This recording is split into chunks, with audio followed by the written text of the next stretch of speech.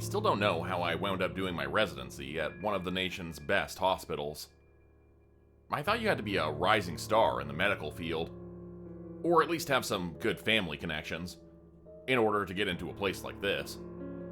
Even my application was a shot in the dark, based solely on the fact that I had written my dissertation on the same sort of sleep studies that were being carried out here. In the end, that was what got me in. Apparently, Dr. Park, the hospital's leading neurologist, regularly reviewed work written by med students that pertained to his field of study. Mine had stood out to him, and he was the one who pulled the strings to arrange my residency. We would be working side by side for the foreseeable future, and I was nervous as hell about actually meeting him. As it turned out, reading med students' published papers wasn't the only unusual thing about Dr. Park. Despite being a world-renowned neurologist, he still made rounds like any other physician, treating migraine headaches and insomnia, putting up with ignorant patients complaining about getting sent a Chinese doctor. He was always polite, he always smiled, but outside of work he drank cheap beer by the pint, cussed like a sailor, and even sang karaoke. I was surprised to learn that Dr. Park's colleagues, men and women who had been featured in newspapers, saved the lives of presidents, and performed other impressive feats, had similar quirks. There was only one who didn't: Dr. Samuel Brighton, the hand surgeon. It was said that the man could reconstruct a hand no matter how damaged it was, and considering some of the before and after photos I'd seen on the walls of his office, I believed it. Anyone else might have taken the fame and awards and retired early, but not Dr. Brighton. He was dedicated to his craft and his community. According to the nurses, he regularly performed surgeries for patients who couldn't pay, and served on the board of several local charities. "That man is a machine," Dr. Park told me, during one of our blurry nights out together.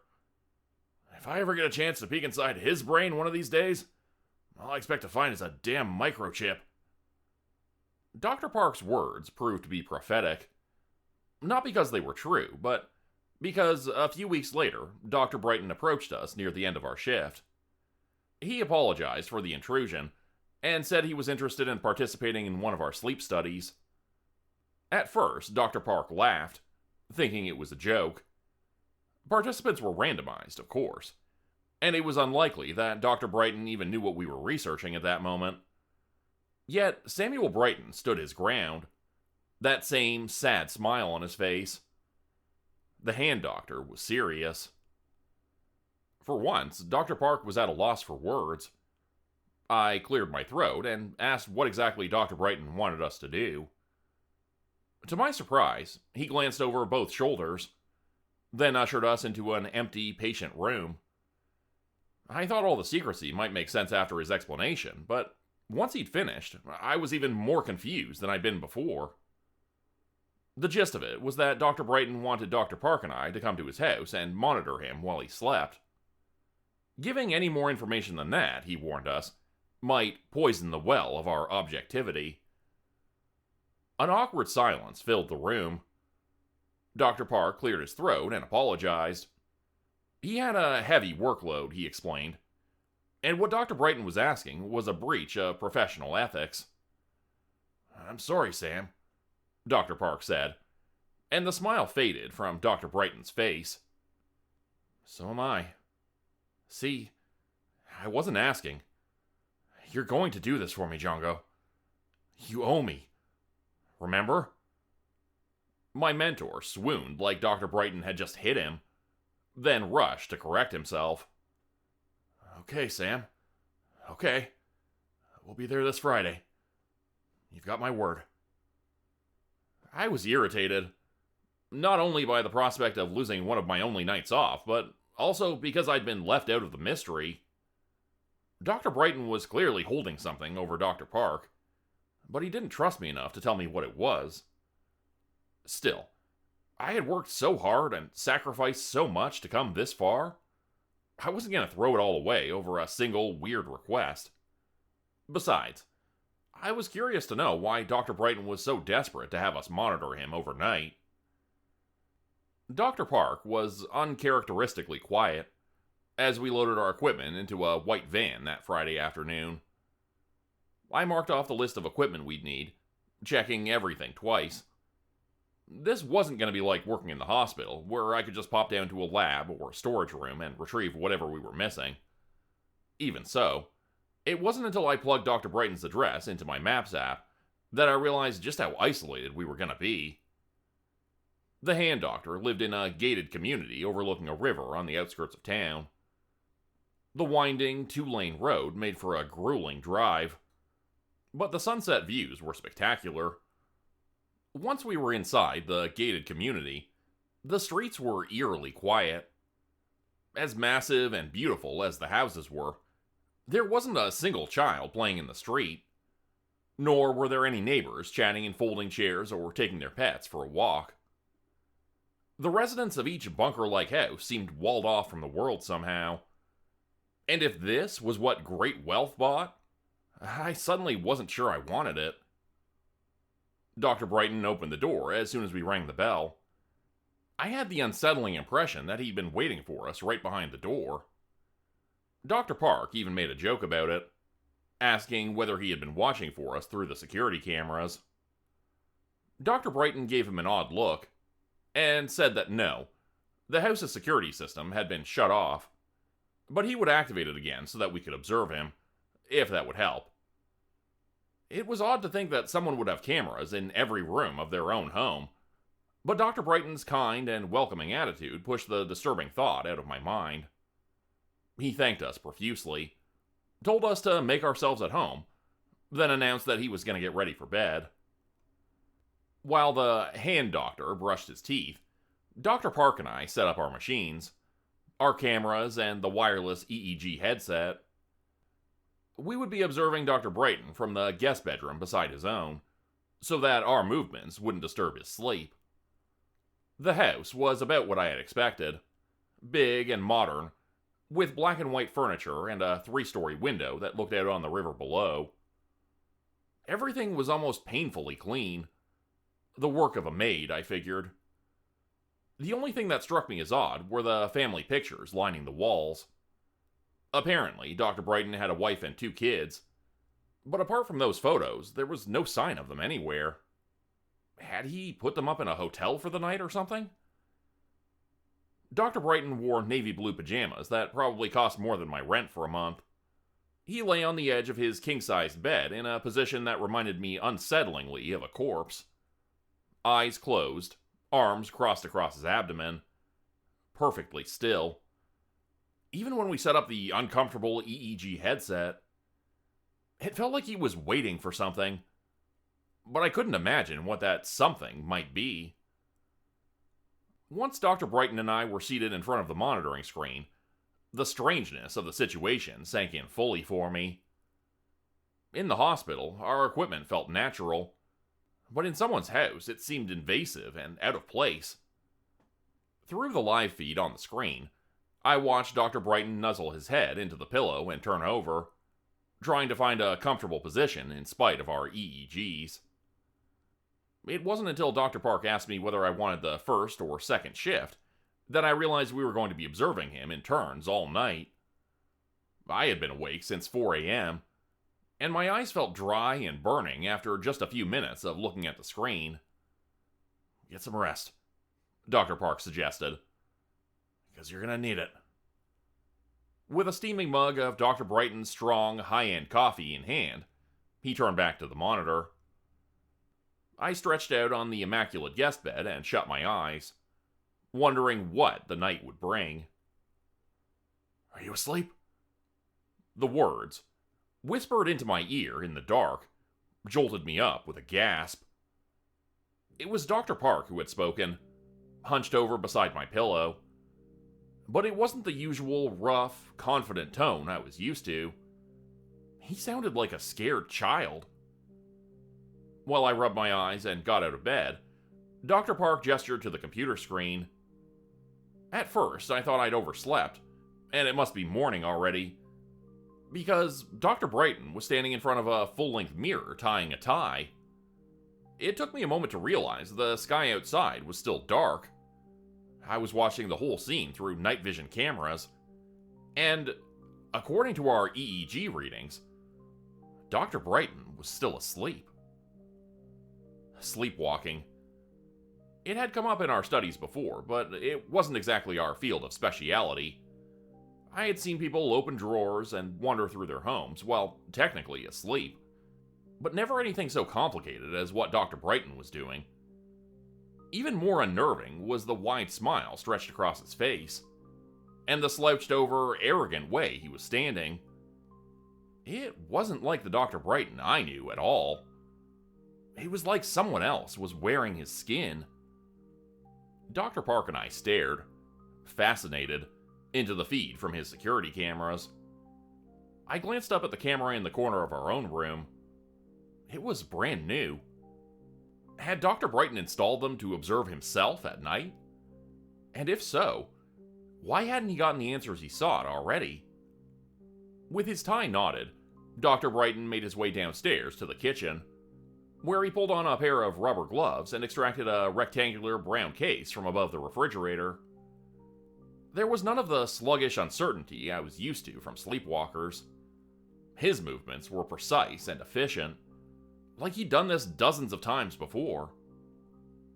Once finished, he picked up his keys, twirled them around his fingers, and walked towards the garage, whistling. The distorted sound echoed up to where Dr. Park and I hunched over the screen. We looked at each other, each thinking the same. Observing a patient while they sleepwalked around their own property was one thing, but allowing them to operate machinery was another. I expected Dr. Park to spring to his feet immediately, but instead, he carefully collected his equipment and gestured for me to follow him silently downstairs. We were headed out to the van, I realized. Dr. Park was actually going to let him do it. Part of me knew that I should be trying to stop this whole thing, but another part was aware that we were witnessing a level of sleep functionality never seen before. This was groundbreaking, and might never happen again. Like Dr. Park, I wanted to see just how far this would go. The night outside was cool and foggy as we climbed into the van. Within Dr. Brighton's garage, I could hear an engine rumbling. Dr. Park rummaged around in the console until he found what he was looking for: a cord that could connect to the van's power supply, allowing us to run our equipment while we drove. The garage door lifted. Dr. Brighton's sleek blue sports car rolled up the driveway. According to our readings, he was still asleep as he pulled out onto the street. Dr. Park switched on the van's headlights and followed. This late at night, this far from the city, we were the only cars on the road. It seemed impossible that Dr. Brighton's driving could be so flawless. There was no way he could be unconscious, I thought. Our equipment had to be faulty. 15 minutes later, Dr. Brighton turned into Meadowbrook Heights, a small, working-class suburb. The baby boom era houses were small but sturdy, although most looked in need of a paint job or some fresh shingles. There were a lot of cars propped up on bricks, a lot of children's toys in the yards. In fact, it reminded me of the place where I'd grown up. So, what was a famous millionaire surgeon doing here in the middle of the night? Dr. Brighton backed into a dead-end road that was out of the range of the streetlights. He hopped out of the driver's seat with his case, still whistling and walking with that arrogant, jaunty step that was so uncharacteristic of him. With the wireless EEG reader still on his head, he looked like an actor in some surreal stage play. Dr. Park and I looked at each other.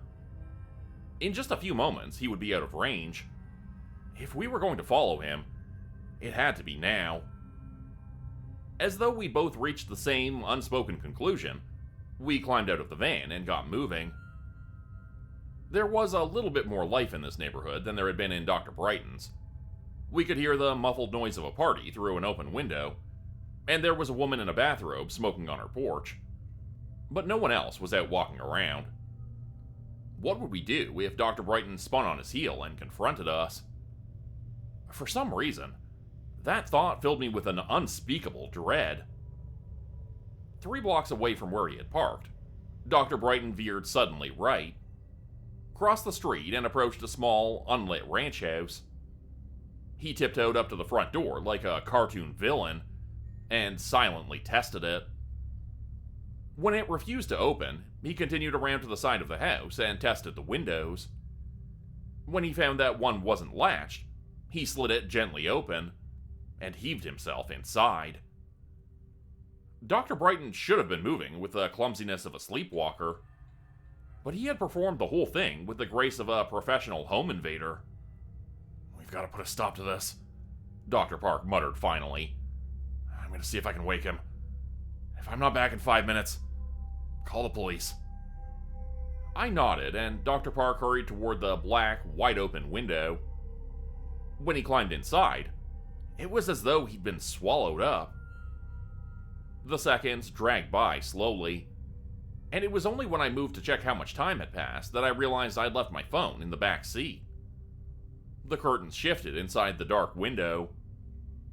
Was it just the breeze, or something else? I didn't wait around to find out. I ran back along the humid, late-night streets toward the research van. Once inside, I turned the key in the ignition and dialed the authorities right away. "Pick up. Please pick up," I whispered. Despite working in a hospital, I'd never called emergency services before, and I was surprised to discover that they didn't answer on the first or second ring. While the dial tone buzzed away, another familiar tone sounded. The familiar beep of the EEG machine. It could only mean one thing. Dr. Brighton's headset and Dr. Brighton were back in range. Looking out the driver's side window, I could see him already. Dr. Brighton ran with exaggerated, cartoonish strides. That insane grin still spread wide across his face. Something glinted in his hand, and I finally realized what had been inside that odd brown case he'd been carrying. Carving knives. I cringed, sure that he was going to smash the glass to get to me, but instead he ducked down, disappearing from view. I heard the sound of a puncture, followed by a hiss of air, and then another. He was incapacitating the vehicle, making sure that I had no other means of escape. Once finished, he leapt onto the hood of the van. The knife blade flashed and glimmered as he twirled it expertly between his fingers. His eyes met mine. There was nothing there. They were glazed over and unconscious, like those of so many sleepers I had seen before. I stared helplessly as he reared back his foot and stomped down on the windshield, creating a spiderweb pattern of cracks in its center. With one more stomp, he would be through it. "Emergency, which service?" I was so terrified I'd forgotten about the phone in my hand. "Someone's trying to kill me," I screamed, in a voice that didn't sound like my own. Dr. Brighton, too, seemed to have realized that my call had connected. He climbed down from the windshield and backed slowly into the darkness beyond the streetlights. I heard an engine rumble and realized that by the time the authorities arrived, Dr. Brighton and his blue sports car would be long gone. It turned out to be even worse than that. When the police pulled up, I discovered that Dr. Brighton had done more than just slash the tires. He had left a knife behind as well, one that had been used in the killings of Dr. Park and the elderly widow, Victoria Baines. There were no fingerprints on the knife, but there also wasn't any evidence to support my crazy tale that a famous, upstanding surgeon had committed the murders. It was much easier to blame a stressed-out, unknown hospital resident who finally snapped. As if that weren't enough, I knew the victim. Indirectly, at least. Victoria Baines was the grandmother of Leroy Baines, who I'd gotten into a fight with in high school. He had fractured one of my ribs, and I had broken his wrist. The injuries were bad enough that the police were called, meaning that there was an official record of it. Even if there hadn't been, The bad blood between our families was common knowledge. It was one of the reasons why I had trouble getting admitted to college. I had no idea, though, that his grandmother lived in this city. As my interrogation dragged on, I wondered if Dr. Brighton had known all along. I wondered if that was why he had wanted me for the job, to pin his killing on me. Or perhaps I should say, killings. In the course of my interview with the police, I discovered that Dr. Park and Victoria Baines weren't the only recent unsolved murders. There had been a string of them lately, all committed late at night by someone who had skill with a knife. Surgical skill, I thought. But the police weren't buying my story about Dr. Brighton. A patrol car had gone by his house half an hour after I'd been picked up, they said. He'd answered the door in his pajamas, apparently with no idea what they were talking about. Although it wasn't in his best interest, he even allowed the authorities to search his home without a warrant. They didn't find a trace of our presence. The knives were all in place, and the security footage from the cameras had all been erased. In fact, the only thing that pointed to Dr. Brighton as a suspect was a single detail about the victims. They had almost nothing in common, except that in every case, their hands were mutilated beyond recognition. When I was finally released, I had a message from my residency program waiting for me. Considering the circumstances, I would be allowed to have some time off and potentially switch hospitals if I wished. With the shock of the previous night's events and the threat of the unresolved investigation still hanging over my head, I didn't trust myself to make a rational decision right away. I gratefully accepted the time off, but I soon discovered that being alone in my apartment was far from the relaxing experience that I'd imagined. Every time I heard the ding of the elevator, or the echo of footsteps in the hallway, I expected to find Dr. Brighton standing on the other side of the peephole, a knife glinting in his fist, and that awful grin stretched across his face. The only way I would ever be able to move on, I realized, was by confronting him. Would he be aware that I had told the police what I knew? Was he conscious of anything that had happened that night? Or the previous ones? There was only one way to find out. On my first day back, I felt alone in the crowded hospital. Every look felt like it contained a hidden judgment, and every darkened room seemed to conceal Dr. Brighton, waiting to grasp my neck with those strong surgeon's fingers, slam me against a wall, and whisper, "I know what you did." I was getting into an empty elevator when I heard a familiar voice over my shoulder. "I am so sorry for your loss," Dr. Brighton told me, as the doors closed behind us. The look of sadness on his face was sincere. "I suppose we'll never know what really happened to Dr. Park. I can't help but blame myself. You see, I've been having trouble sleeping lately, and I had asked him to do a house call for me that very night. Maybe if he had visited me instead of wandering around that neighborhood after dark, he might still be with us today," Dr. Brighton mused. My jaw dropped. He really appeared to have no memory of that night's events, and he had erased me from his recollection of the conversation as well. He leaned in close, as though he were making a confession. "Park didn't want to come over that evening. I'm afraid I forced his hand. You see, years before he was a well-known sleep researcher, he'd had some gambling troubles that I cleared up for him. It wasn't common knowledge, but the fact is that he owed me a favor. You can't imagine how responsible I feel. I'm sure you must be hurting too. And I want you to know that all of us here at the hospital, myself included, have got your back. We're here for you, all right?" There was no lie, no trace of malice in the doctor's words. Just a good man supporting a colleague and admitting to a bad mistake. I was beginning to suspect that there were actually two Dr. Brightons. The day surgeon with his awards and charity panels, and the night surgeon who killed strangers for fun.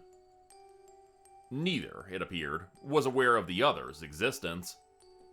The only evidence Dr. Brighton had of his own nocturnal activities was the tiredness he felt the next day. I wondered if the night doctor also felt that tiredness, or if he ever wondered about his other half. Maybe, I thought, he didn't care about anything except killing and getting away with it. I decided not to stick around and find out. In my resignation letter, I explained to the board that without Dr. Park, I would be unable to pursue the research that I was most passionate about. The truth, however, was darker than that. It wasn't just my fears that the night doctor would come back to finish what he'd started. It was that I couldn't endure being around sleep study patients any longer. It didn't matter how still they were or how serene their faces looked. I could never be sure of what they might do in their sleep. Become a channel member today for early access, bonus videos, and special emojis only available to members. Check out the description below or click the join button for more info. If you'd like another way to help support the channel, please consider joining my Patreon page at patreon.com/JordanGroupeHorror. As a patron, you'll get access to bonus videos and content. You'll be credited at the end of every video going forward, and if you decide to stay for 3 months, I'll name a character after you which will be featured in a Hollow's End story. Links to join the Patreon are in the description. Thanks everyone for listening. Please like, subscribe, and comment to help the channel continue to grow. And see you again next time at 4 p.m. Eastern Standard Time. Hope you have a great night.